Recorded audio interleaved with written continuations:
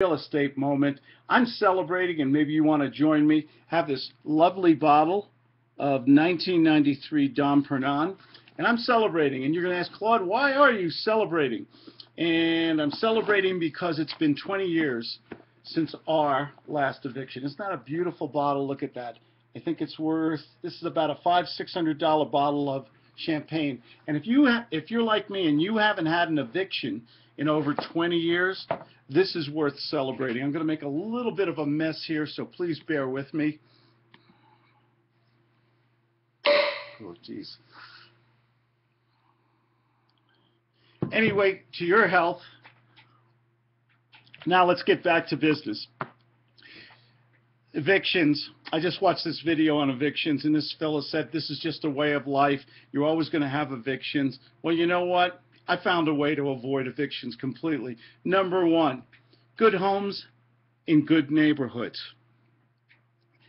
You know, it sounds a little shallow, but I'll tell you right now, when you stay out of the war zones and you stay in middle, blue collar to middle or upper middle class properties, you just don't have as many evictions. You're dealing with a different income level of people. Number two, when your tenants move in, you make sure that you have a contract that protects you. My contracts say that the rent is due on the 1st, it is late on the 2nd, and that we will start an eviction on the 3rd. Not only do you have this in the contract, but you give what we call the speech.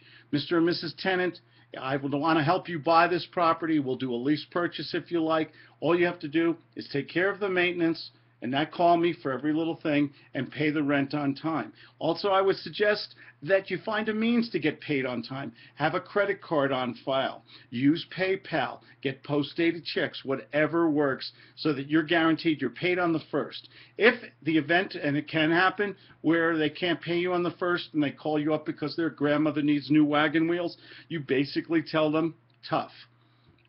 I need to get paid.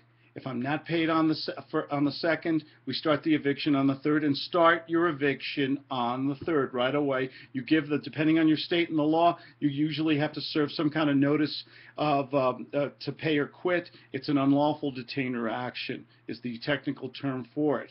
If it looks like it's going to go to the full eviction, what you do then is you go to the process. You go back to the tenant buyer, say, Mr. and Mrs. Tenant Buyer, we're going to go to court. We're going to get you kicked out. We're going to get a judgment. Or, if you'd like, I will waive this month's rent if you get the carpets cleaned, if you clean up the property, if you give me the keys and you sign a document that's called a voluntary abandonment.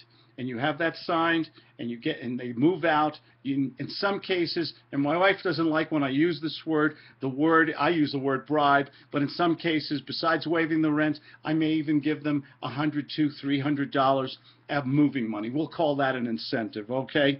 So make sure that your good homes, good neighborhoods, your good contract, make sure you have a means of guaranteed payment every month. Make sure you give them the speech and let them know that you are the most important person in their world to pay on time.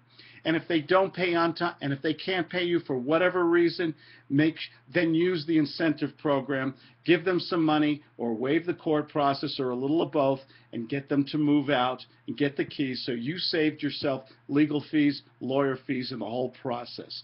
And then you won't have any evictions for 20 years, just like me. Cheers.